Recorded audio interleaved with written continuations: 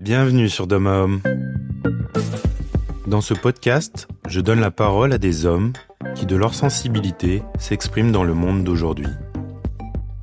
Je m'appelle Loïc Gernot et 2 fois par mois, je vous invite à la rencontre de personnalités inspirantes qui nous amènent à porter un nouveau regard sur le masculin.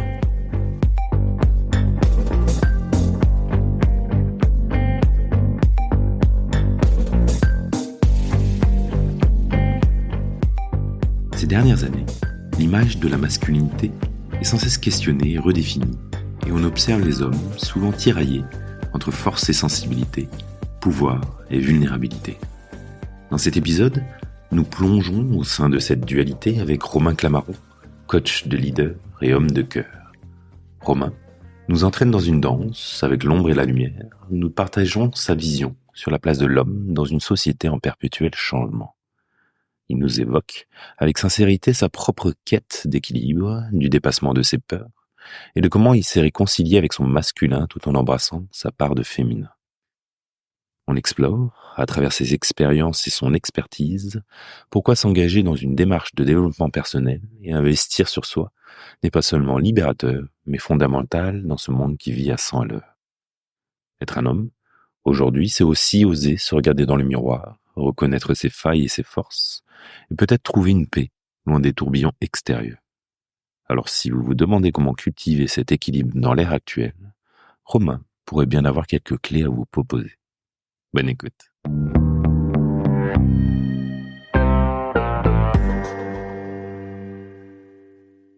Salut Romain. Salut Loïc. Bienvenue. Merci. J'allais en dire bienvenido, mais je sais pas pourquoi. En plus, t'as pas... Si, bienvenido. Yeah. Comment vas-tu? Avec quoi tu arrives pour cet échange, cette interview? Comment tu te sens? Écoute, t'es assez stressé ce matin parce que j'ai plein de choses à gérer cette semaine. Mais en même temps, j'apprends à de mieux en mieux déléguer. Et la petite respiration d'avant démarrage là m'a fait beaucoup de bien. Donc là, je suis pleinement présent. Voilà. Écoute, moi aussi, présent pour cet échange, même s'il y a de la fatigue, des peurs, des choses qui sont réveillées avec cette nouvelle lune, mais on va dire que je traverse, ça processe. Mais je sens qu'il y a ça qui est présent, et aussi la joie de te retrouver après. Ça fait un petit moment qu'on s'était pas vu. Ouais. Et la joie de t'inviter dans ce podcast. Comment tu te présentes, Romain? Eh bien, écoute, je suis un homme en chemin, ça c'est sûr. Pour ce podcast aussi, je vais pouvoir parler de ce côté-là. Et je suis coach depuis 8 ans maintenant. Et je suis dans le milieu du bien-être, de la spiritualité depuis une 12aine d'années, avant même le coaching. Et donc aujourd'hui, en tout cas au niveau professionnel, j'ai 2 casquettes. Il y a le coaching de leader que je fais donc depuis 8 ans, sur aider pas mal les hommes, mais maintenant je fais aussi les femmes, les aider dans ce que j'appelle leur magnétisme, c'est-à-dire la puissance de qui ils sont et comment ils s'autorisent à la montrer à l'extérieur et que les gens puissent la capter. Ça, c'est mon travail en finesse. Et puis, j'ai aussi des événements, les retraites, là où on s'est rencontrés en physique, de rencontres pour des entrepreneurs, des retraites mastermind. C'est un des rares concepts en francophonie, peut-être même le seul. Je suis pas au courant, mais peut-être même le seul qui fait le pont entre une vraie retraite spirituelle, une vraie retraite de retour à soi, et un mastermind de rencontre avec d'autres entrepreneurs où on parle aussi business. Donc le pont entre bien-être, spiritualité et le fait de porter une activité entrepreneuriale et de faire du réseau. Voilà, ça s'appelait les retraites entrepreneurs dans le cœur. J'appelle ça juste aujourd'hui les retraites mastermind. Mais c'est toujours avec l'intention du cœur. Je me doute. C'est des moments forts. Merci pour cette présentation. Et ouais, ce chemin, ou en tout cas ce lien avec la spiritualité, il a commencé tôt aussi pour toi, il me semble. Hein, très tôt, hein, j'ai 31 ans aujourd'hui. Ça a commencé quand j'étais adolescent. Et puis déjà à 20 ans, à peine 20 ans, j'ai fait ma première conférence sur le sujet après un long voyage initiatique en Inde. Voilà, j'ai commencé tôt, très tôt. C'est quoi qui a fait que ça a commencé tôt? C'est ton environnement familial, ton environnement tout court? Pas du tout. C'est ça qui est drôle, c'est que c'était pas du tout, quasiment pas présent dans mon environnement familial qui est très laïque et pas très porté sur la spiritualité. Mais les souffrances familiales ont fait que ça a ouvert des choses et que j'ai poussé un peu ma famille. Au contraire, c'est moi qui l'ai poussé un peu là-dedans. Je crois qu'il y a pas mal de choses du domaine de l'inné. On y croit, on n'y croit pas. Hein. On touche là au domaine des croyances des personnes. Moi, dans mes croyances, en tout cas, il y a le fait que cette vie, il y a quelque chose de magique qui nous guide et qu'il y a aussi une ligne de temps qui peut-être dépasse la mort. En tout cas, c'est quelque chose qui me parle, qui parle dans ma vie. Donc, je crois au fait qu'on peut arriver dans une vie avec des choses peut-être de vie passée, qui expliquerait aussi que pour moi, les choses se sont accélérées très vite. Comme ça. Voilà, en tout cas, c'est ma croyance. Voilà. Et comment t'as débarqué dans alors des milieux peut-être un peu plus religieux, parce que j'ai souvenir que tu faisais certaines retraites ou certaines... C'est vraiment la philosophie et la religion hindouiste et surtout du yoga, quoi. Le yoga, en effet, on parle souvent d'une philosophie comme le bouddhisme, mais c'est ce qui m'a fait m'en écarter depuis quelques années. C'est aussi, en effet, comme tu le pointes, également une religion in disguise, en déguisement, avec beaucoup de dogmes. Et il y a eu un grand tourment dans mon cheminement personnel qui était la rencontre avec le MKP, les cercles d'hommes, qui est une organisation internationale que je trouve très chouette et que je trouve qui laisse quand même beaucoup de liberté aux hommes. Enfin, en tout cas, moi, depuis que j'ai déménagé, donc j'avais un super cercle d'hommes à Lyon, j'ai dû les quitter, ça c'était dur pour moi. Donc j'en ai pas retrouvé là dans le sud où je suis. Mais voilà, je peux me mouvoir librement dans ce mouvement-là. Je remarquais que dans le milieu du yoga, en tout cas dans lequel moi j'ai été, parce que des milieux du yoga, il y en a plein, mais une voie qui est peut-être plus traditionnelle et avec un maître spirituel, avec tout ça, il y avait un peu plus de dogme, de fais pas ci, fais pas ça, que je trouve pas forcément sain. Et c'est vrai que mon chemin s'est ouvert quand j'ai commencé à faire ce travail entre hommes il y a, je sais même plus combien d'années, mais 5-6 ans maintenant. Et suite à ça, je me suis un peu plus détaché de la religion hindouiste et de la voie du yoga pour avoir une voie qui est juste la mienne, quoi, aujourd'hui. Mais ça, j'en parlerai un petit peu parce que c'est vrai que ce travail entre hommes, travail que j'appellerais spirituel et surtout thérapeutique, c'était un des trucs les plus puissants que j'ai croisé dans mon chemin. Et je trouve que ça va bien main dans la main avec le travail spirituel ou la méditation, le développement de conscience, ça c'est chouette. Mais ça va pas sans travailler sur ses ombres. Et mon souci avec notamment la spiritualité purement indienne, c'est que souvent elle exclut le travail des ombres au profit du travail de la lumière. Or pour moi, dans l'ordre des choses, c'est travail sur les ombres et ensuite et en parallèle travail sur la lumière. C'est-à-dire élever sa conscience, c'est très chouette, mais élever sa conscience hors sol, ça devient dangereux. Et moi qui ai croisé beaucoup de monde en Inde, j'ai fait 3 voyages là-bas, je suis allé rencontrer plein de maîtres spirituels. Le nombre de gens hors sol que j'ai rencontrés, je les compte par dizaines de milliers, voire plus. Et c'est vrai que mon intuition me disait quand même qu'il y a quelque chose qui va pas, mais il m'a fallu longtemps avant de le reconnaître et de me rendre compte que le chemin personnel et spirituel passe par 2 dimensions qui sont les ombres et la lumière, qui sont le corps, le cœur et les émotions. Voilà. Et donc aujourd'hui, j'essaie de faire le pont entre tout ça et de proposer aux personnes qui me suivent, etc., des événements où chacun peut venir avec ses propres croyances, chacun peut venir avec ce qui est bon pour lui et repartir avec ce qui est bon pour lui sans ce qui ne lui parle pas. Donc j'essaye d'avoir une conscience sur tout ce qui peut être dogmatique dans la spiritualité, dans le développement personnel, voire même dans l'entrepreneuriat. Plus le temps passe, plus j'essaie de casser aussi plein de préjugés un des préjugés que je donnerais comme exemple dans l'entrepreneuriat, c'est que par exemple, beaucoup de stratégies de développement sont données pour des extravertis. Et elles sont données par des extravertis. En termes de communication, en termes de vente. Ce sont des gens qui ont percé parce qu'ils sont très extravertis et ils donnent des conseils qui s'adaptent pas à tout le monde, qui s'adaptent pas forcément, par exemple, à des introvertis. Et dans mes retraites, j'ai 2 cercles. Il y a le cercle des entrepreneurs plus débutants, intermédiaires, et le cercle des entrepreneurs avancés. J'en parle beaucoup dans le cercle des entrepreneurs plus débutants et intermédiaires parce qu'ils sont souvent coincés dans des schémas de communication de vente qui leur bouffent leur énergie parce que c'est pas adapté à qui ils sont vraiment. Et avec la spiritualité, c'est pareil. On peut rentrer dans une voie qui n'est pas adaptée à qui l'on est réellement. Parce qu'on vient d'une certaine culture, etc. Et quand on va rencontrer une autre culture à l'autre bout du monde, qui a d'autres codes, d'autres dogmes, d'autres croyances, eh bien, ça peut être en fait délétère. Et le nombre d'Occidentaux et de Français que j'ai rencontrés qui sont dans des traumas pas possibles et qui n'en se rendent même pas compte, eh ben, il y en a beaucoup.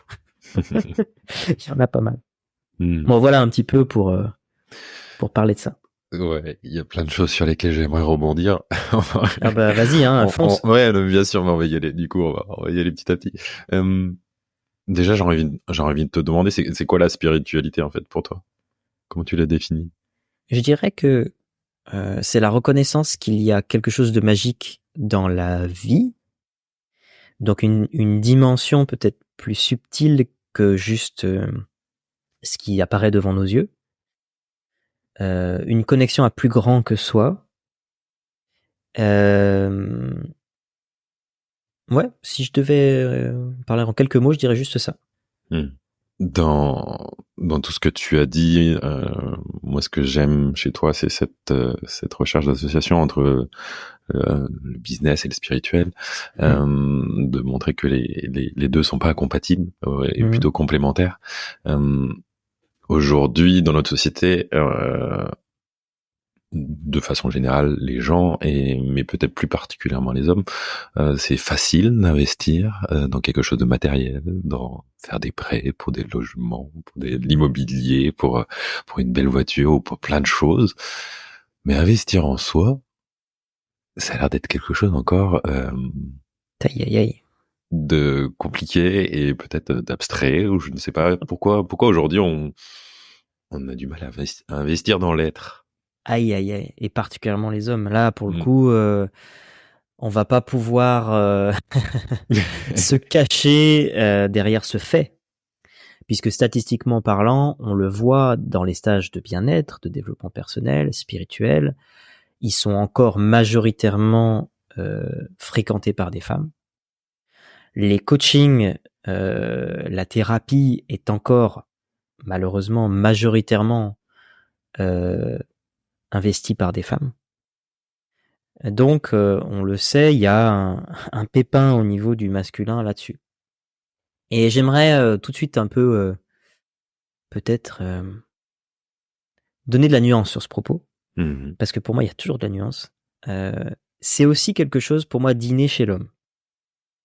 Pourquoi ? Parce que, et là, ça rentre dans le domaine de mes croyances, donc faites le tri, pour ceux qui nous écoutent. De toute façon, je vous inviterai toujours à faire le tri, surtout. Mais voici ce que moi je pense là-dessus. Je pense qu'il y a du domaine de l'inné, du domaine du naturel, et puis du domaine du culturel et de l'acquis. Et pour moi, on sous-estime énormément le domaine de l'inné, le domaine du naturel, de ce qui est déjà en nous, dans les tripes, dans la génétique, dans l'héritage, dans l'arbre familial, dans des choses archaïques, primales, instinctives. Et là-dedans, si on prend les deux polarités, le fameux yin et le fameux yang, dont on a parlé à toutes les sauces, moi c'est quand même quelque chose qui me parle beaucoup. Et aujourd'hui d'ailleurs, avec toute le phénomène transgenre et là on rentre dans des sujets qui sont très sensibles, qui touchent vraiment aux sensibilités des gens. Donc moi je suis pas là pour blesser les sensibilités des gens du tout. Mais le fait est que pour moi dans la génétique, il y a ce qui se construit autour du chromosome XX et du chromosome XY, de l'homme et de la femme. C'est quelque chose qui est intégré dans la société depuis des millénaires, qui l'a pour moi toujours été, et toujours dans cette opposition entre l'homme et la femme, entre le XX et le XY, il y a forcément une tension entre deux. Dès qu'on a deux fortes polarités, il y a forcément un entre-deux.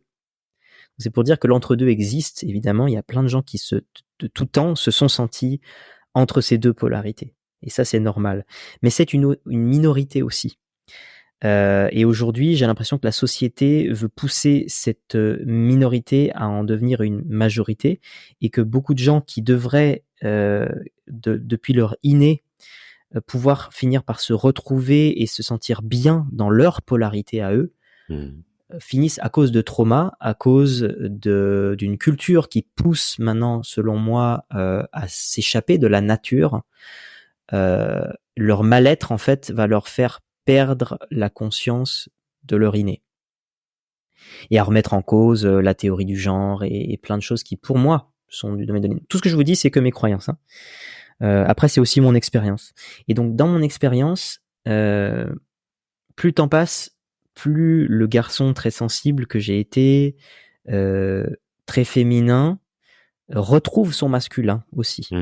En parallèle de ma sensibilité qui n'a pas changé. Mais je retrouve mon masculin. Et qu'est-ce que c'est bon de retrouver mon masculin. Qu'est-ce que c'est bon.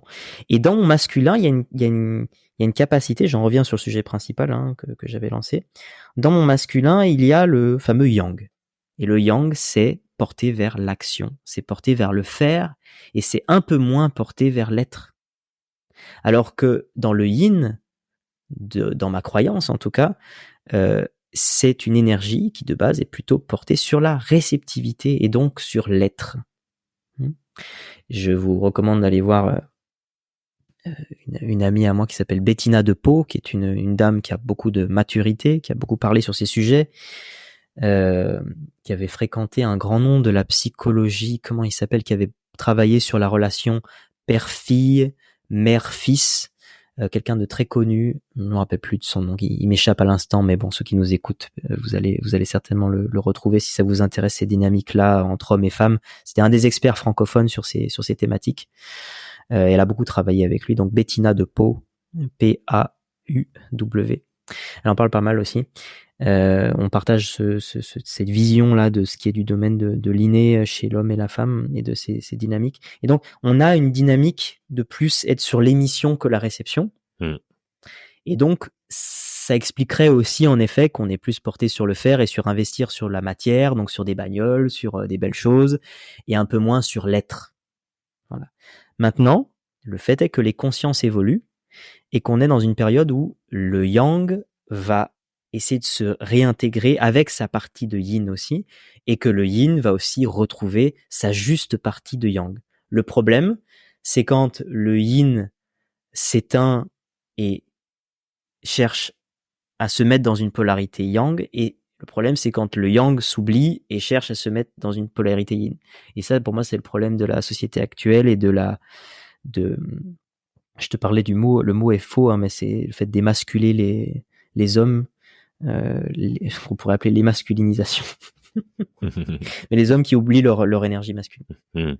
Donc pour moi, ça explique un petit peu la fuite peut-être de beaucoup d'hommes d'aller vers eux-mêmes. Mais ça n'empêche pas que en cette période, les consciences évoluent et les gens, j'ai l'impression... Et heureusement, on voit de plus en plus d'hommes. Moi, dans mes retraites, je vois de plus en plus d'hommes venir. J'ai de la chance parce que dans mes événements, on est déjà arrivé parfois à moitié d'hommes, moitié de femmes, ce qui est assez rare.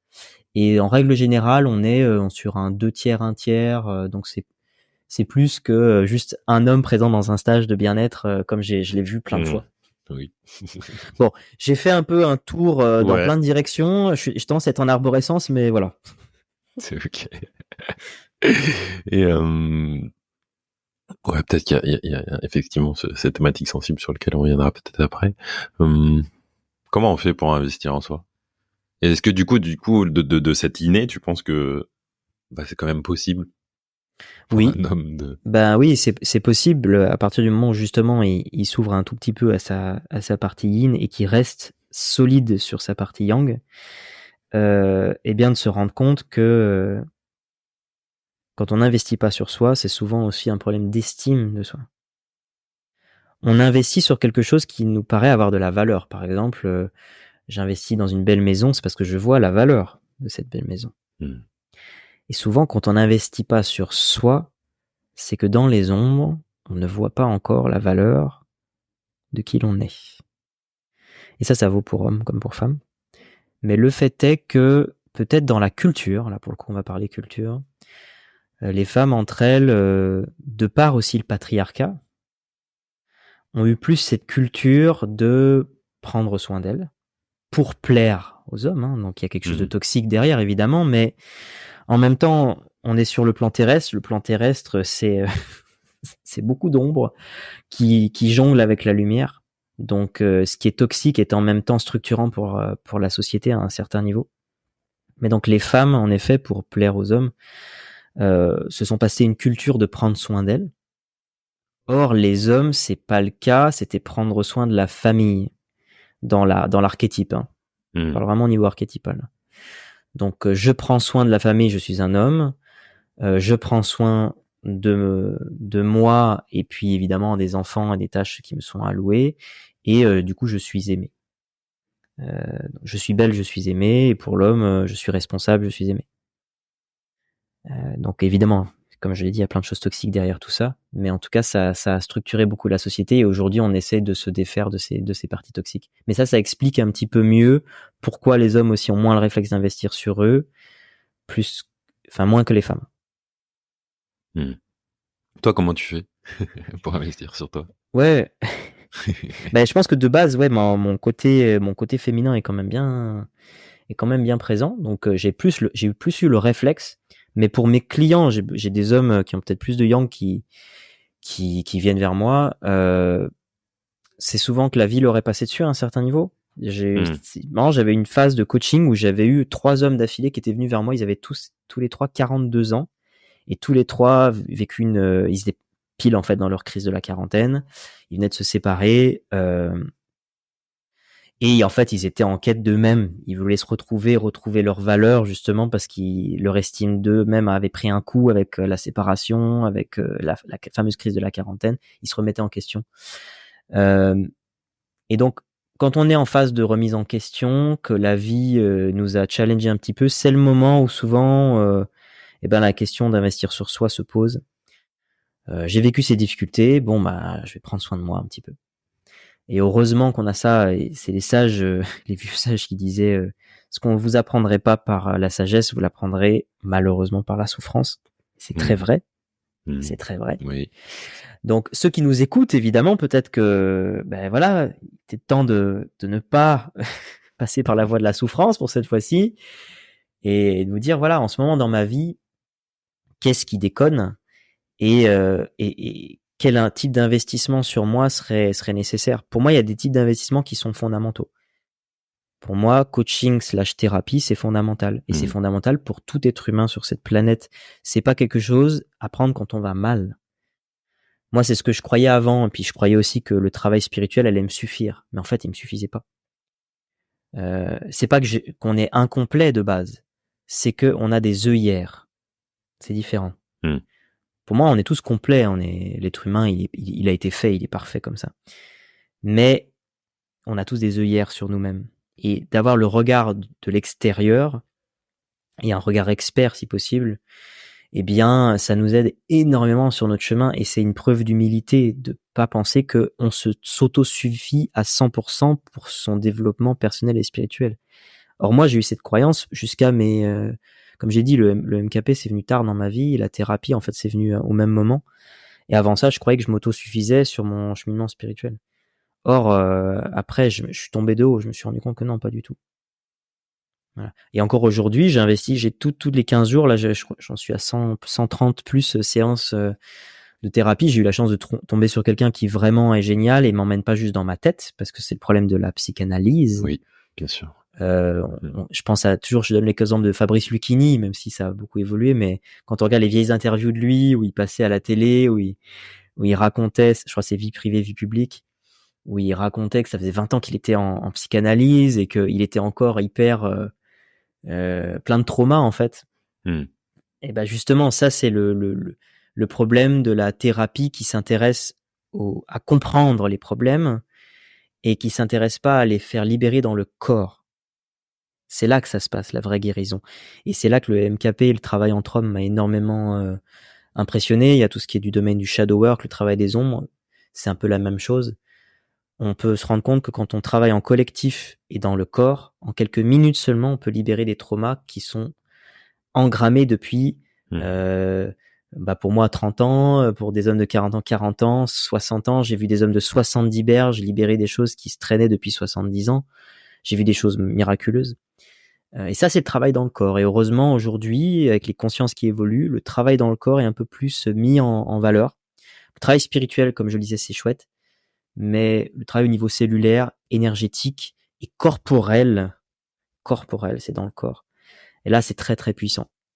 Donc, d'aller voir un thérapeute qui a cette approche corporelle, c'est vraiment, pour moi, c'est un must. Ça me parle bien en ce moment. Je sens qu'il y a ma peur de l'abandon qui s'est réveillée dernièrement, qui a engrammé effectivement dans mon corps. Et tu vois, je vais voir un micro-kiné cet après-midi pour qu'il m'aide à libérer ça. Mais je pense que passage à l'action. Voilà, c'est ça. Il y a un moment, ouais. Mais oui, complémentarité de effectivement comprendre avec la tête, c'est bien, mais j'aurais envie de dire, faut comprendre aussi avec le corps. Ouais. Avant d'arriver peut-être sur ce fameux travail des ombres, est-ce que aussi cet investissement sur soi, il passe par les acteurs du bien-être, justement, les acteurs de l'accompagnement aujourd'hui? Je pense que c'est pas pour rien qu'il y a autant d'acteurs du bien-être aujourd'hui. Je pense qu'au niveau de l'énergie collective, ça pousse en fait. Il y a plein de gens qui se révèlent à l'importance absolue de faire évoluer tous ces vieux traumas, tous ces trucs, parce que la Terre, elle en est imbibée, quoi. C'est chaud. C'est pour ça aussi que la thématique du patriarcat est devenue si énorme dans le débat public.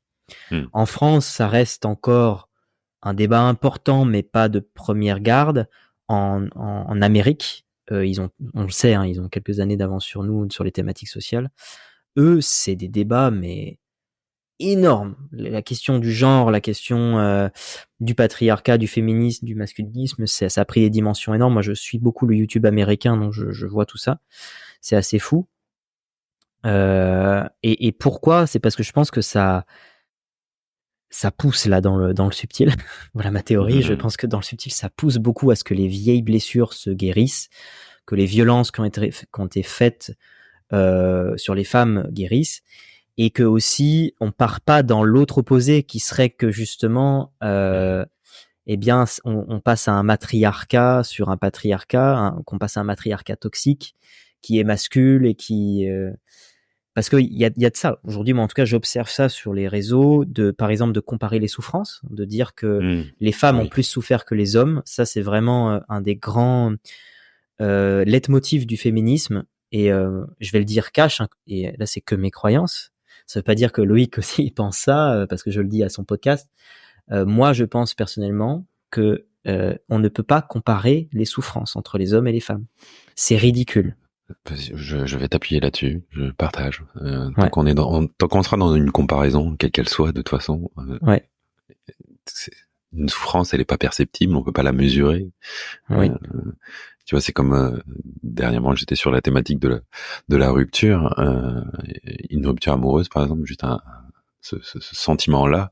La douleur est aussi puissante qu'une brûlure au feu, en fait. Oui. Donc, on peut pas. Je partage cette comparaison. Je crois pas qu'elle soit motrice de quelque chose. Oui. Il y a un docteur en psychologie qui est très décrié et qui est aussi énormément mis en valeur. Aujourd'hui, c'est un gars qui a touché des milliards de personnes sur la planète, donc c'est un des docteurs en psychologie les plus connus du monde, c'est Jordan Peterson.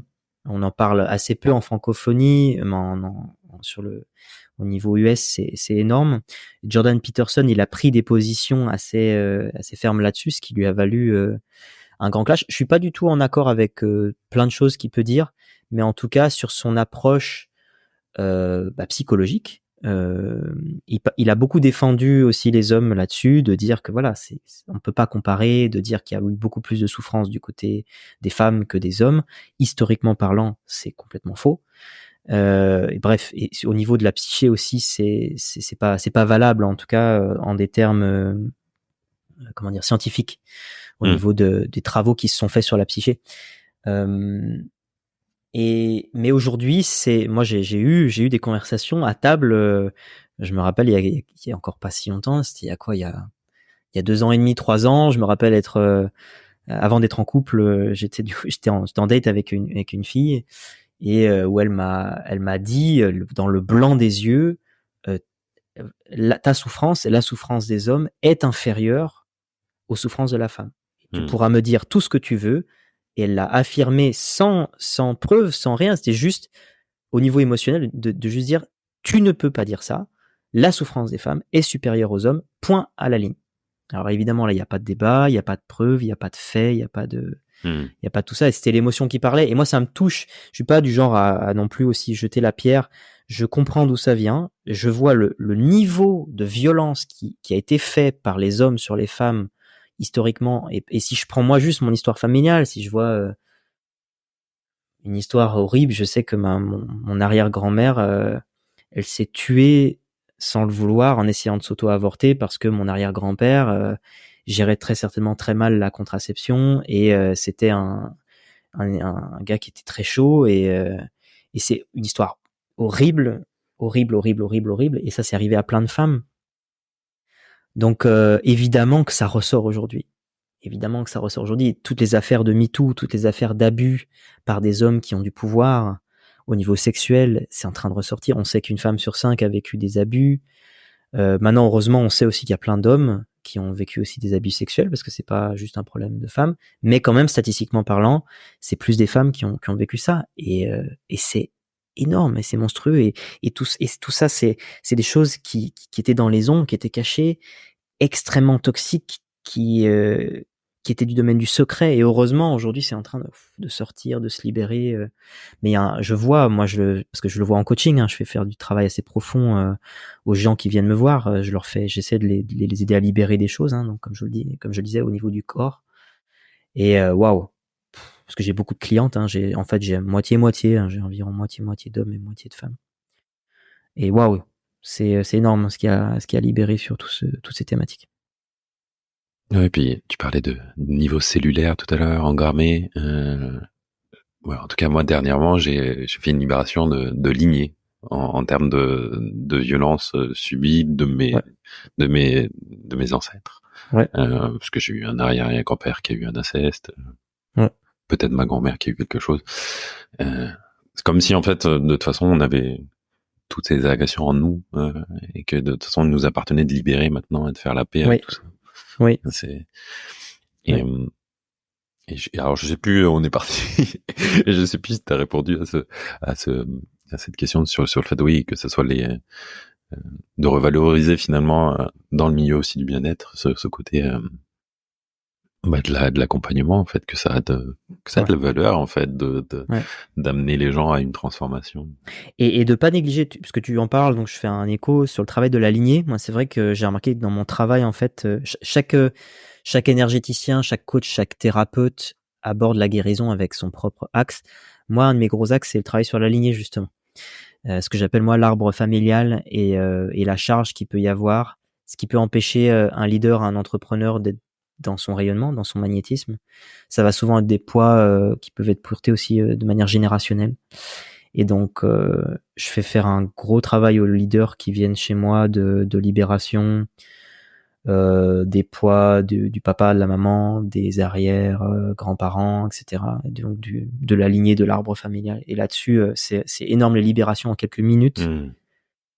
L'énergie qui remonte et le peps que ça peut donner de se libérer de ces fardeaux-là. Voilà, juste un petit aparté là-dessus. Oui. Bah, les constellations familiales, pour moi, c'est un des accompagnements qui est le plus puissant, d'une part en collectif et on travaille sur les lignées. Ouais, très puissant. Ouais.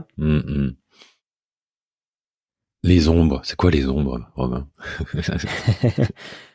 Eh bien, si on en revient aux travaux de base, c'est notre cher Gustav Jung, oui. qui en a beaucoup parlé. Donc ce sont ces choses qui sont du domaine du subconscient, qui ont été étouffées par l'ego pour ne pas, pour pouvoir se développer à un certain niveau. Mais ça, c'est le développement via l'ego. Pour moi, l'ego, il a sa place. On n'arriverait pas à survivre sur Terre si on n'avait pas ce fameux ego. Donc, il nous permet de nous construire par rapport aux violences extérieures. C'est comme une membrane de protection. Ça, c'est des conférences que je donnais déjà il y a une dizaine d'années. Je parlais de l'ego parce que j'adore cette thématique. J'expliquais, voilà, l'ego, selon ce que moi j'en comprends de différentes philosophies, etc. Si on en fait une moyenne de ce que j'ai entendu à droite à gauche, ce que j'en comprends, c'est voilà une membrane qui nous permet de nous protéger du monde extérieur. Et plus le temps passe et plus on évolue en conscience, plus cette membrane, on arrive à la rendre plutôt que rigide, et bien flexible. Le problème, c'est l'ego quand il devient rigide, aveugle, violent, tout ça. Mais dans un corps humain, on a forcément un ego. On va pas faire complètement éclater la membrane. Parce que sinon, on n'a plus les codes de la société, sinon on peut plus se comporter en tant qu'être humain sur cette planète. Donc ça a un vrai rôle, c'est important. Et il se construit dès la plus jeune enfance, dès qu'on a des contacts sociaux avec le monde extérieur, ça commence déjà à se construire. En fait, cette membrane, elle se tisse avec chaque rapport humain, chaque petit trauma aussi qui se fait. Et l'ego, lui, son réflexe, c'est face au trauma de la vie, au challenge extérieur, il a tendance à foutre tout ça justement dans les ombres, à tasser ça dans une zone cachée en soi. Et le souci, évidemment, c'est que tout ce que l'on cache, ça grandit. Et c'est en ça que l'ego, il est maladroit. C'est pour ça qu'heureusement, il y a quelque chose de supérieur à l'ego qui est notre conscience, qui est l'amour qui nous porte, qui est l'énergie vitale, la magie de la vie, qui est au-delà de l'ego. Et heureusement qu'il y a ça, parce que sinon, si on était juste au niveau de l'ego, ben on vivrait beaucoup de souffrance, parce que ça tendance, comme je l'ai dit, c'est à mettre sous le tapis. L'ego, il est très fort pour mettre des choses sous le tapis. C'est pour ça que dans le travail entre hommes, on parle beaucoup du travail de tapis. C'est pas pour rien. C'est pas pour rien. Le travail de tapis, c'est pour aller voir ce qu'il y a sous le tapis. Et c'est pas juste aller voir, ça c'est le travail donc de la fameuse psychanalyse. Psychanalyse, très important. Hein. Stade 1, on va aller voir ce qu'il y a dessous. On va aller voir ce que l'ego a caché depuis toutes ces années. On comprend au niveau mental. Attention, dans ce que j'ai dit, si j'espère pas avoir été mal compris, je dis pas que c'est mal. Je dis que c'est juste l'étape 1 qui est fondamentale, mais c'est l'étape 1. Ensuite, étape 2, on vient guérir ça dans le corps, dans l'énergie, dans la lignée, dans tout ça. Donc, par rapport aux ombres, qu'est-ce que c'est les ombres? Donc, c'est ce que notre ego va mettre de côté, caché, pour ne pas nous faire souffrir. Mais la conséquence, c'est qu'en fait, ça nous fait souffrir parce que ça crée des schémas, parce que c'est caché dessous, donc ça grandit, hein, ça pousse.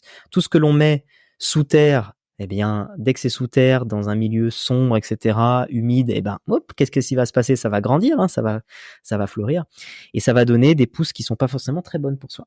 Voilà. Des schémas qui se répètent dans nos vies, des relations toxiques. Tiens, comment ça se fait que cette relation toxique qui revient dans ma vie? Eh ben, c'est peut-être qu'il y a quelque chose encore caché sous le tapis.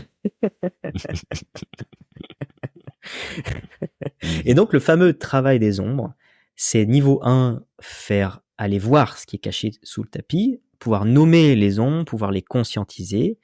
Dans le travail entre hommes, on parle de mettre les ombres au bout de sa lame et de la mettre en face de soi en tant que guerrier et non pas caché derrière soi. Et après, en deuxième partie, c'est d'aller trancher cette ombre, aller vraiment se faire traverser par ces ressentis qu'on avait mis de côté parce qu'ils nous faisaient peur, ou parce qu'ils nous faisaient honte, ou parce qu'il y avait trop de colère, ou parce qu'il y avait trop d'émotions, de ressentir l'émotion, de s'en libérer et de libérer les charges qui étaient présentes dans le corps. Et donc, le fameux travail des ombres, pour moi, quand il est complet, c'est ça. Et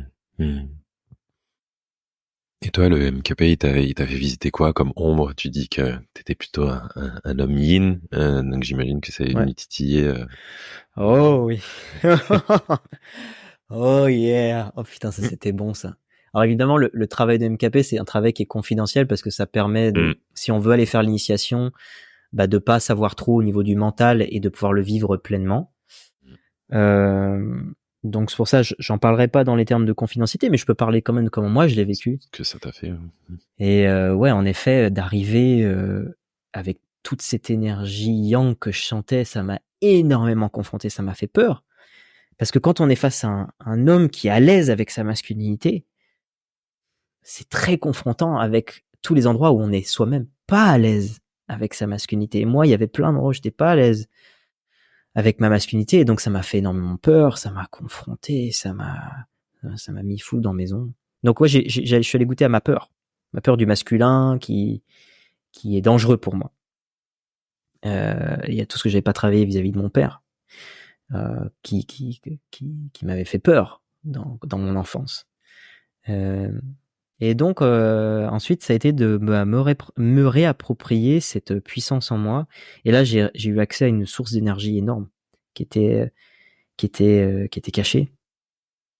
Et qu'est-ce que c'est bon, c'est difficile à décrire parce que c'est comme je l'ai dit, une grande ressource d'énergie et puis de capacité de me positionner. Voilà, en fait, c'est ça. En fait, c'est ma capacité aujourd'hui à beaucoup plus trancher, à oser dire non, à oser dire oui pleinement, à avoir un petit peu moins peur face aux autres, ou alors avoir peur mais arriver à faire face, qui est pour moi la définition du courage. En fait, voilà, j'ai retrouvé du courage en moi. Et si ces ombres elles sont pas travaillées, il y a des toxiques qui se développent. C'est quoi ton constat au niveau des hommes aujourd'hui?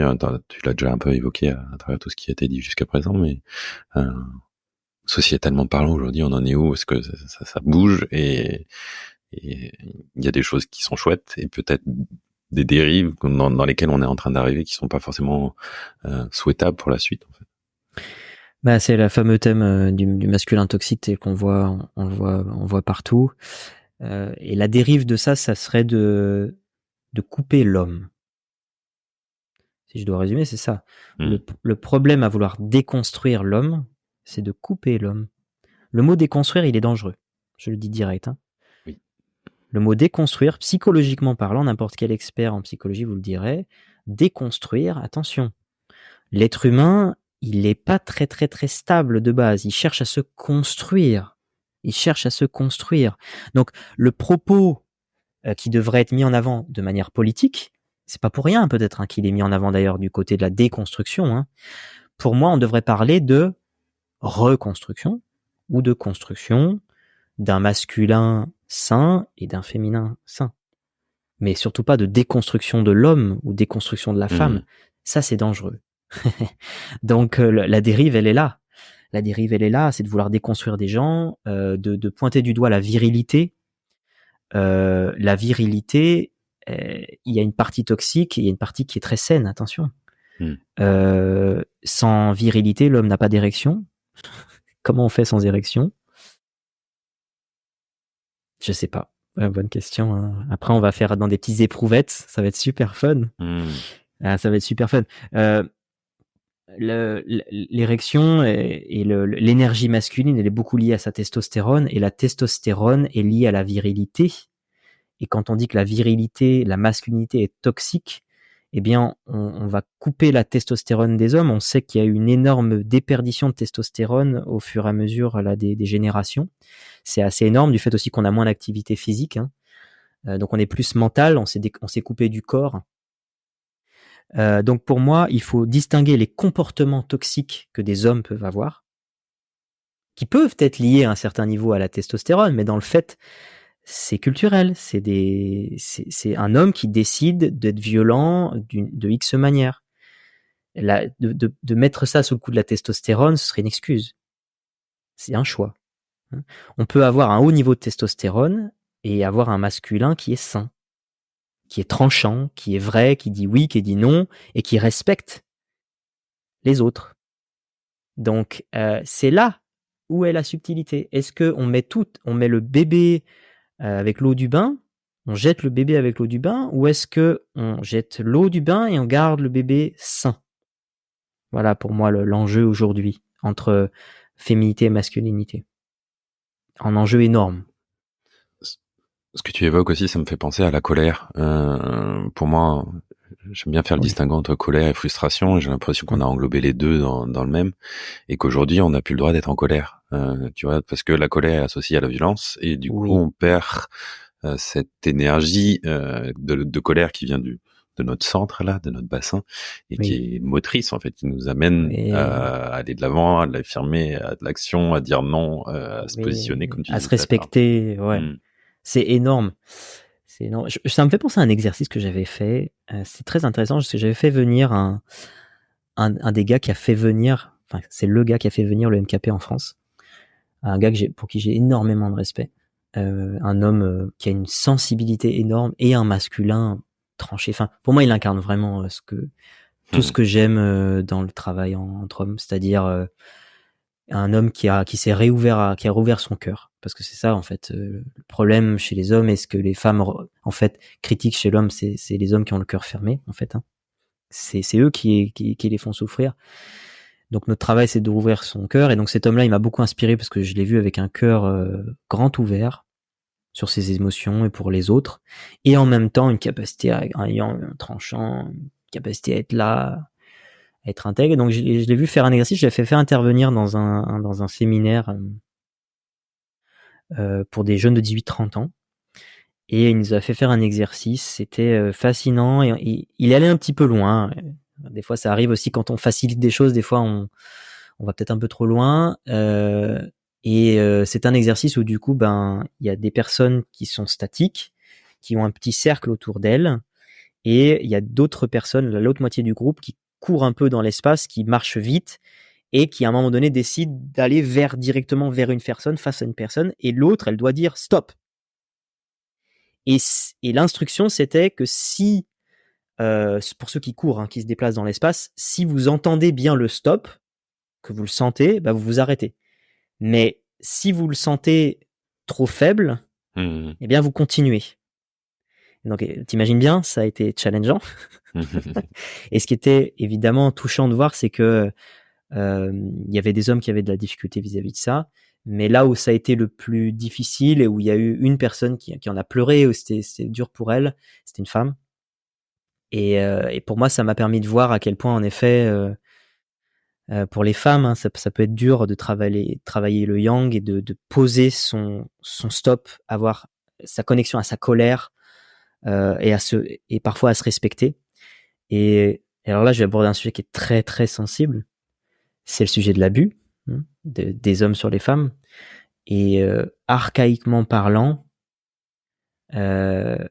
ce qui est en train de changer et d'évoluer aujourd'hui, heureusement, c'est que les femmes se réapproprient leur stop, elles se réapproprient leurs limites, et en ça, elles doivent aussi reprendre la responsabilité de sortir du triangle bourreau, sauveur, victime, parce que s'il y a eu des violences des hommes vis-à-vis des femmes, c'est-à-dire qu'il y a eu le bourreau, l'homme bourreau et la femme victime, à un certain degré, et j'y vais avec des pincettes là, parce que c'est un sujet très sensible. C'est toujours sensible, ça. Très sensible. À un certain degré, archaïquement parlant, il y a un positionnement qui s'est fait sur la victime, un positionnement qui s'est fait sur le bourreau, et on a une part de responsabilité. Voilà. Je dis pas qu'on est 100% responsable si on était abusé, etc. C'est pas du tout ce que je veux dire. La responsabilité, pour moi, elle est dans les mains de celui qui abuse, et il doit être passé en justice, et ça doit être adressé, etc. Mais si on a vécu de l'abus, moi, toute personne qui a vécu de l'abus, moi, j'ai été agressé, par exemple, physiquement 2 fois quand j'étais jeune. Justement, j'avais beaucoup d'yin, j'avais beaucoup de tout ça. J'étais pas très positionné, j'avais pas ma capacité à dire non, etc. Et ça a été révélateur pour moi, et ça m'a aidé énormément de voir ma part, pas de responsabilité, mais ma part dans ce jeu, en fait. Qu'est-ce qui s'est joué en moi qui a tiré aussi l'agresseur? Et de comprendre ce qui n'était pas en place en moi qui a attiré l'agresseur, ça a fait que depuis, je n'ai plus jamais eu de problème. Plus jamais. Aujourd'hui, il y a quelque chose qui se dégage de moi, du fait d'avoir adressé la victime en moi, de l'avoir libérée, qui fait que j'ai plus jamais eu de problème là-dessus. Il y a quelque chose qui se dégage de moi aujourd'hui qui certainement repousse des phénomènes d'agression. Attention, ce que je dis là, c'est pas une vérité. Peut-être que votre réalité est très différente, surtout qu'il y a la vraie question de la sidération. C'est-à-dire quand on a été abusé, il y a un mécanisme psychologique qui est très profond, qui est très dangereux et très complexe, qui est le phénomène de sidération, de paralysie. Qui fait que c'est très difficile aussi de travailler sur le fameux triangle de Karpman et sur l'énergie de la victime. Donc voilà, c'est un sujet complexe, mais c'est juste pour redonner du pouvoir personnel, parce que le problème, Sa souveraineté. c'est ça. Ouais. C'est la question de la souveraineté derrière. Parce que si on voit que le coupable, le responsable, le mal incarné est soi-même la pauvre victime, on se coupe complètement de sa puissance personnelle. Et c'est là qu'est le risque. Ouais, pour moi, je suis en plein dedans. Mais tu vois, on l'a abordé avec des hommes hier, en cercle d'hommes, la responsabilité vs la culpabilité. Et, et qu'on soit un homme ou une femme, voilà, sortir de cette position de victime, et pour soi, en fait, arrêter de projeter à l'extérieur et revenir à soi, en fait, en quoi je peux retrouver mon pouvoir, ma puissance intérieure. Et, ouais, et la colère a une juste place énorme, pour juste clôturer, parce que tu m'as lancé sur la colère. La colère a une juste place. La colère, elle est là archaïquement pour nous permettre de poser des limites et se protéger du monde extérieur.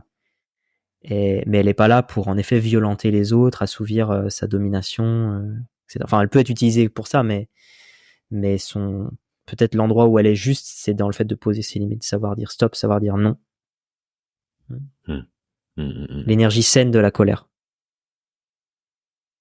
Ouais, est-ce qu'il y a un risque aujourd'hui avec tous les mouvements, notamment féministes et autres, toutes ces questions de genre aussi, où on est soit effectivement, comme tu disais tout à l'heure, un basculement, et finalement on reste dans des luttes de pouvoir alors que on devrait s'élever tous ensemble.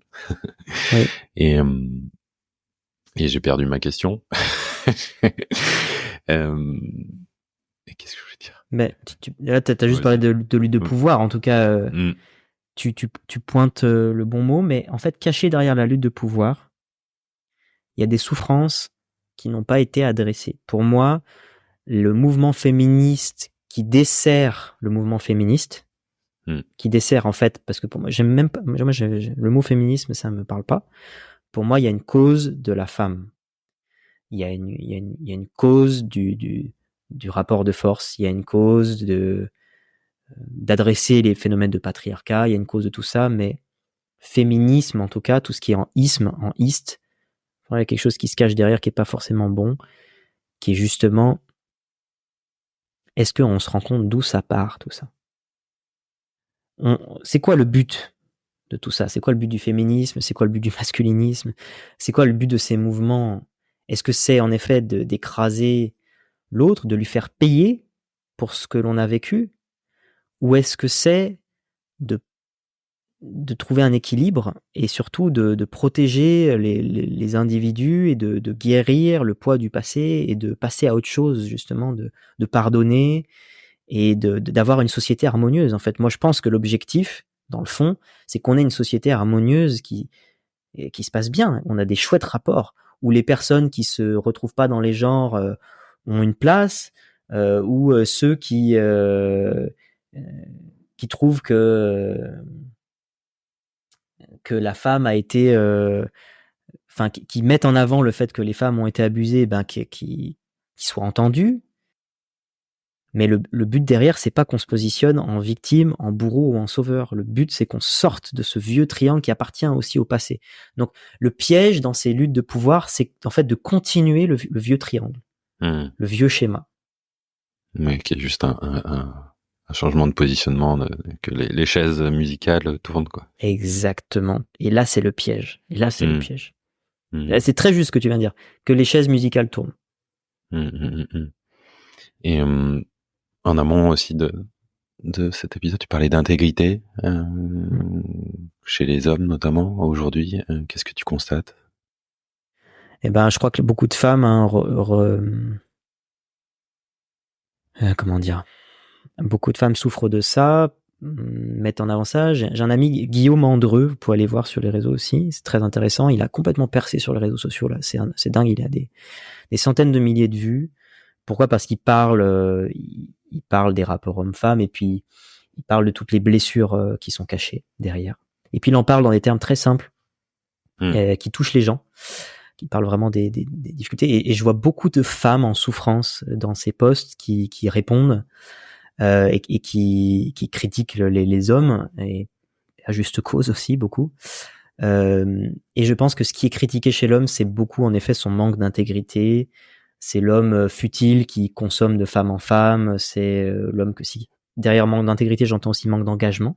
J'entends. En tout cas, je lis beaucoup. Moi, je m'intéresse beaucoup au phénomène de société. Ça s'entend peut-être dans tout ce que je partage. Donc, j'essaie d'observer avec un regard neutre tout ce qui se passe dans la société et de me mettre un peu en position méta, donc un peu à distance pour voir un peu. Et je vois tous ces commentaires de femmes et toute la souffrance qu'il peut y avoir en effet de sentir que les hommes manquent d'intégrité. Donc, pour moi, l'intégrité, c'est quoi ? C'est est-ce que je fais ce que je dis ce que je fais ? C'est-à-dire qu'il y a une cohérence. Intégrité, pour moi, c'est cohérence entre mes actions et mon être. Ma parole, entre la tête, le cœur et la main et l'action. Et ce qui a été beaucoup critiqué chez l'homme, c'est ce manque d'intégrité. Et le manque d'intégrité, ce qui est drôle, c'est que c'est justement quand l'homme est pas suffisamment en lien avec son masculin sain. Et ce qui est drôle, c'est que c'est souvent des hommes qui sont plutôt physiquement virils qu'on va critiquer de manque d'intégrité. C'est-à-dire que un homme qui apparaît viril, etc., on pourrait croire que c'est parce qu'il a trop de masculin, mais en fait, non. Il en a pas assez. Ok. Il en a pas assez. Il a pas assez de couilles. Si je parle très, très crûment. Il a pas assez de couilles parce que les vraies couilles, c'est d'aller affronter ses ombres. C'est d'avoir le courage d'aller voir le caca sous le tapis. Ça, c'est le vrai courage. Le vrai courage, c'est de ne pas reproduire les violences du passé. C'est facile de reproduire les violences du passé. C'est facile de se laisser traverser par une émotion, etc. Mais d'essayer, parce que je parle d'essayer, parce qu'on fait tous de notre mieux, d'essayer d'aller voir le caca en nous. Ça, c'est le vrai courage. Voilà. J'ai encore fait une sacrée pirouette arborescence mentale de la manière dont mon cerveau est construit, mais alors attends, la question de base c'était tu m'as même perdu. Oui, c'était sur les rapports de pouvoir entre les hommes et les femmes. Et ouais, j'ai dû te perdre, c'est pas grave. On va se retrouver. C'est pas. Ouais, tu parlais d'intégrité. Non, celle est d'intégrité la question. Oui, c'était intégrité. L'intégrité la question. Ouais. Et tu parlais de société harmonieuse. C'est quoi ton rêve, ou en tout cas c'est comment tu le vois, cette harmonie, comment elle prend forme? Moi déjà je sais que les choses sont dans le caca pour une raison aussi. Donc c'est-à-dire que j'ai pas d'utopie sur le fait que la société rentre dans une parfaite harmonie. C'est pas ma recherche. Ma recherche est plus au contraire dans le fait d'accepter qu'il y a de la désharmonie dans ce monde. En moi, que je suis très très très loin d'être parfait, et que même mon cheminement, je vois que il y a plein de choses qui reviennent à la surface, même si j'ai travaillé dessus. Donc, je sais que le but, c'est pas d'être guéri à 100%, d'être parfait, et donc, j'ai pas cette attente vis-à-vis de la société non plus, en fait. Voilà. Donc déjà, je mets de côté tout de suite le côté utopiste de la société parfaite. Ça m'intéresse pas, moi. Ça m'intéresse vraiment pas. Par contre, ce qui m'intéresse, c'est à mon niveau de faire ce que je peux. Ce qu'on est en train de faire, toi et moi, je trouve que c'est une petite action, c'est une petite pierre dans l'océan, mais ça, c'est comment on appelle ça, tu sais, des vaguelettes, des ondes. Oui, les petites ondes sur l'eau. Répercussions. Voilà, les petites répercussions quand même pour ceux qui nous écoutent. J'espère que ça vous aide à avoir votre propre réflexion sur tout ça, ça vous fait avancer. Donc j'ai pas le but d'une société parfaitement harmonieuse, mais l'objectif, c'est d'être dans mon intégrité, justement, de faire ce que je dis, de dire ce que je fais au maximum de ce que je peux, et d'être dans ma mission de vie, de pouvoir faire bouger les consciences. Et je pense que j'ai quand même dans ma mission aussi de parler du féminin masculin. C'est souvent que le sujet vient. C'est un sujet qui me parle. J'en parle peut-être pas assez sur mes propres réseaux. J'en parle sur les réseaux des autres. Mais moi, c'est une thématique qui me touche beaucoup, et j'ai beaucoup eu d'amis très timides, des hommes justement plutôt yin, très sensibles autour de moi, et j'ai vu tout ce que ça peut faire souffrir, notamment dans le rapport homme-femme, dans les rapports de séduction et dans la solitude, la sensation de solitude. Je vois beaucoup d'hommes seuls, beaucoup d'hommes en souffrance, énormément. Parce que aussi ils ont perdu leurs couilles. pour parler à nouveau crûment. Ils ont perdu leurs couilles et il existe des super espaces pour les retrouver. Le MKP, c'en est un. En tout cas, moi, le MKP m'a permis de retrouver les miennes. Et c'est pas le seul espace, il y en a d'autres. Je pense au travail des ombres, Shadow Work. Enfin voilà, j'en entends des très bons échos. Je pense que le travail thérapeutique peut aider à ça. Si on est face à un expert qui s'y connaît là-dessus et qui est ouvert à ça. Et puis plein d'autres espaces. Je la connais. Je vais me permettre de poser la question. Comment tu fais alliance avec le féminin, toi, aujourd'hui? Comment tu fais quoi avec le féminin, t'as dit? Comment tu fais alliance? Alliance. Ouais. Là, ça fait 2 ans que je suis en couple. Ce qui a été un sacré engagement, parce qu'avant ça, justement, j'étais en train de papillonner un petit peu à droite à gauche. Et puis d'être beaucoup seul aussi, ce qui était ma grande souffrance. Je pense pour tout être humain. Déjà, pour l'alliance avec le féminin, ça a été justement travailler l'engagement. Parce que je suis avec une femme qui m'a tout de suite posé les choses. Elle n'a pas de problème avec l'engagement, assez extraordinaire là-dessus. Elle a un... Ça t'a bougé? Ça m'a fasciné. Moi, j'adore les femmes qui sont bien dans leur yang aussi, tu vois, qui savent ce qu'elles veulent et ce qu'elles veulent pas. Donc moi, ça m'a fasciné. Et en fait, comme je souhaitais justement aller explorer l'alliance de l'homme et de la femme, eh bien, je me suis engagé. Et je regrette pas cet engagement. Ça fait 2 ans. C'est très très chouette. Et j'ai eu dans mon parcours pas mal d'exemples de couples, de vieux couples, hommes-femmes, qui sont ensemble depuis tellement longtemps. J'ai notamment mes grands-parents spirituels, ils ont 90 plus, et ils sont ensemble depuis la vingtaine, quoi. Ils sont hyper inspirants. Et ils sont encore en bonne santé, ils prennent encore leur voiture, ils partent encore en vacances, ils étaient encore en Grèce, ils partent en VV, Grèce, parce que t'imagines, en VV, hein, VV à 90 plus, le délire. Et puis j'ai d'autres exemples de couples comme ça qui sont pas séparés, qui sont ensemble, qui ont traversé les épreuves. Et ils appellent ça la voie du couple. Et je trouve ça très beau de parler de la voie du couple comme une vraie voie spirituelle, en fait, d'évolution de l'âme sur Terre. C'est assez extraordinaire ce que ça vient chercher. C'est pas confortable, hein, la voie du couple. C'est aussi ce qu'ils racontent, mes amis. Pareil, si vous voulez aller explorer, je vous aurais donné quelques tips de gens sympas à les suivre.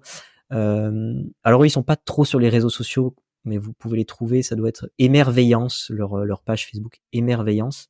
Et c'est Nathalie et Jean-Luc Champouni. Nathalie, Jean-Luc Champouni. Jean-Luc Champouni, à l'époque, c'était un des directeurs de Terre du Ciel, qui était un des plus grands espaces de stage bien-être en francophonie. Jean-Luc, c'est un très bon ami. Nathalie aussi, ce sont tous les deux des très bons amis. Ils ont marié mon meilleur ami récemment. Ils ont officié pour une cérémonie spirituelle qui a été du coup co-créée, quoi. Ils ont créé leur propre cérémonie sacrée. C'était très puissant, très très puissant. Et ils ont parlé de la voie du couple. Donc ouais, moi c'est un thème qui me touche énormément. D'ailleurs, si un jour je suis amené à me marier, je créerai moi-même ma cérémonie main dans la main avec des experts sur le sujet. Ça me parle beaucoup aussi de créer sa propre spiritualité selon ses propres croyances. Je trouve ça très chouette. D'aller retrouver des choses anciennes. Parce qu'en fait, sur notre planète, tellement de choses ont déjà été explorées au niveau de la spiritualité. Il y a déjà plein de choses très chouettes qu'on peut réadapter aujourd'hui. Et bon voilà, en tout cas pour parler de l'alliance féminin-masculin, je crois que c'est une voie de développement personnel et spirituel qui est extrêmement puissante pour ceux qui se sentent appelés. On se renvoie en miroir des ombres assez extraordinaires, et puis il y a tout cet amour, toute cette tendresse qui peut être partagée, qui nourrit le quotidien et qui vaut la peine peut-être parfois de lâcher la voie du polyamour. Je sais qu'il y a beaucoup de gens qui s'engagent là-dedans. Il y en a. J'ai des amis très sérieux là-dessus qui ont su aussi m'inspirer à un certain niveau. Aujourd'hui, je suis quand même sur la croyance. Je pense que sur le long terme, je sais pas à quel point c'est viable. Je pense encore ça. J'attends d'être qu'on change mon avis là-dessus. Non, pas déconstruire. J'attends encore de voir. Pour moi, il y a quelque chose du du fait que l'espèce humaine se procrée quand même via l'homme et la femme, de manière biologique, je pense qu'il y a quelque chose quand même de sain qui se co-crée dans cette dynamique. Je suis un peu old school là-dessus. Pour qui ça parle pas du tout, ça va peut-être vous faire réagir. Pour moi, il y a quelque chose de sain qui se co-crée dans la dynamique homme-femme. Archaïque. Ouais. Pour moi, l'archaïque, il y a plein de choses très positives dedans. Donc, d'explorer ça dans ma propre vie, je trouve ça très chouette. Voilà. Tout à l'heure, tu parlais de mariage, de cérémonie. C'est mon point de vue, mais j'ai l'impression qu'on va vers, avec l'intelligence artificielle notamment, vers beaucoup de métiers qui vont se terminer. Ouais. Et j'ai cette croyance aujourd'hui que ça va nous amener à ramener des activités sur le relationnel, sur l'humain. Et j'ai cette même croyance. Et est-ce que on a justement besoin de remettre des rituels dans notre vie et justement des personnes qui nous accompagnent à mettre dans ces rituels. Je pense à un ami, tu vois, qui est en train de se former pour faire du coaching de transition de vie, vraiment accompagner les gens dans des transitions de vie. Et je pense qu'il y a plein de nouveaux métiers, je crois, à inventer. Avec ma bande d'amis, on allait explorer des choses assez folles là-dessus. Donc c'est avec ce fameux meilleur ami dont je vous parlais. À une époque, il y a longtemps, il y a des années de ça, ils s'étaient séparés. C'était un couple de plus de 4 ans qui, dans notre collectif d'amis, était très solide. Et en fait, ils étaient tous les deux très portés sur la spiritualité, etc. Et en fait, c'était au moment où on avait fait le MKP, etc. Et on a décidé de lui faire une cérémonie de séparation. Le fait est que ça a été extrêmement puissant. On a vécu tous une expérience super. On lui a fait vivre ça sur une journée entière dans la nature avec des différentes épreuves. C'était un truc de fou. Et en fait, le fait est que elle, sa compagne, eh bien, elle a pas eu ce même process. Elles sont restées entre nanas et elles ont juste regardé des films et enfin, c'est chouette aussi. C'est une chouette expérience pour elle, mais c'était pas puissant en termes justement peut-être thérapeutiques. Alors que lui, du coup, il est passé à autre chose. Et le surlendemain, il a senti que c'était tellement puissant énergétiquement qu'il a vraiment fait sa rupture. Sainement. Et du coup, il a pu passer à autre chose au niveau émotionnel et énergétique. Alors qu'elle, ça a été plus long et plus douloureux. Et j'impute ça aussi sur cette fameuse cérémonie qu'on lui a fait vivre.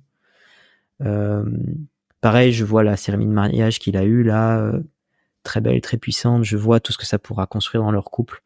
Donc, je pense, et ça c'est vraiment mon parti pris, que le fait que la société paravolo aujourd'hui est beaucoup lié au fait qu'on a perdu les rituels ancestraux, qui structurent la société, qui structurent la psyché humaine, qui lui donnent des bases solides, qui lui permettent de vivre des émotions au bon moment dans leur vie, qui vont créer des êtres humains plus stables en fait. Et je pense que l'instabilité psychologique qu'il y a aujourd'hui est beaucoup liée à ce manque de rituels.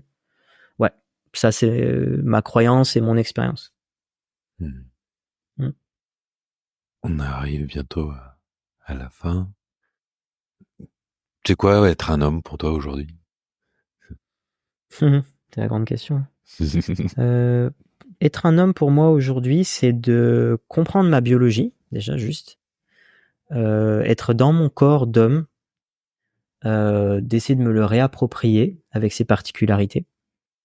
Et ça m'empêche pas d'aller explorer ma partie sensible, ma partie plus féminine, qui a toujours beaucoup de place. Voilà.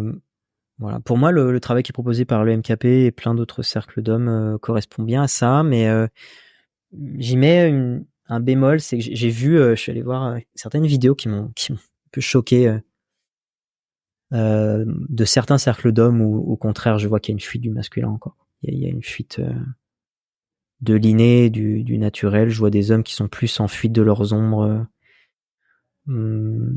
qu'autre chose. Donc je mets un bémol quand même sur le travail entre hommes. Mais c'est comme tout. Il y a des espaces. Enfin, il y a de tout, quoi. De tout pour faire un monde. Mais voilà. Est-ce qu'il faudrait passer à plus de mixte maintenant? Je sais pas, c'est une Ouais, de toute façon, c'est très chouette. Moi, j'avais co-créé aussi un cercle mixte entre MKP et Sacré Femme. C'était puissant. C'est très chouette. Pour moi, ça peut aller main dans la main. Il s'agit pas de faire que du travail entre hommes. Hein. Ça, ce serait aussi une voie toxique. Il y a besoin d'un équilibre. En fait, pour moi, d'ailleurs, le fin mot de ma philosophie, c'est juste le mot équilibre. Je pourrais en rester à équilibre. Tout est là. Quand ça part trop dans un extrême ou dans un autre, la société en pâtit. Et quand on trouve un équilibre des forces, c'est là qu'il y a plus d'harmonie, plus d'amour et plus de paix. J'ai l'impression. Oui, mais est-ce que justement, on n'a pas besoin d'aller dans ces extrêmes pour retrouver plus de nuances et retrouver cet équilibre? Ouais. Si, c'est la voie dans ce monde-là, en tout cas. Dans ce monde-là qui est très... où il y a la folie qui côtoie la sagesse. Maintenant, il y a une différence aussi entre tous ces êtres qui viennent... Enfin, bon, ça, c'est encore mes croyances. Il y a peut-être une différence entre tous ces êtres qui viennent s'incarner aujourd'hui et puis plein d'autres âmes. Enfin, voilà, j'ai l'impression quand même qu'il y a un clash des forces entre ceux qui essaient d'évoluer et puis ceux qui restent sur des vieux schémas. J'ai l'impression que c'est pas quand même le même cas de figure. Est-ce que je laisse toujours un mot, une réflexion ouverte pour mon invité, pour terminer. Quel serait-il-t-elle? Eh ben, je vous souhaite d'être heureux avec vos croyances à vous. Peut-être que il y a des choses qui auront fait écho. Et en tout cas, je vous invite à aller explorer ces œillères que vous avez dans un cadre qui vous parle avec des gens chouettes. Parce que je trouve que c'est ça qui est beau aussi dans l'existence humaine. C'est cette exploration de soi. Je trouve que c'est un chemin merveilleux et je pense que notre podcast est beaucoup autour de ça. Donc voilà mon mot de la fin, c'est puissiez-vous être heureux dans votre chemin d'exploration de vous. Eh bien, merci, Romain. Merci beaucoup, Loïc. Merci pour ce temps. Je mettrai 2-3 liens en description de ce podcast si les personnes sont curieux de ton parcours et des accompagnements que tu proposes. Yes. Merci de ton témoignage autour de la masculinité, des masculinités. Et puis, moi, je te dis à très bientôt, j'espère. À très bientôt. Belle journée. Avec plaisir. Ciao, Romain. Ciao.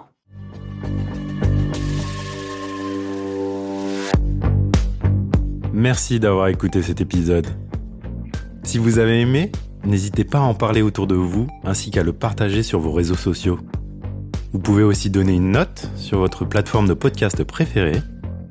Enfin, si vous avez des suggestions, des remarques ou encore des idées d'invités, n'hésitez pas à m'envoyer un message via le site domahome.fr ou encore sur Instagram, domahome podcast tout attaché. À bientôt pour un nouvel épisode.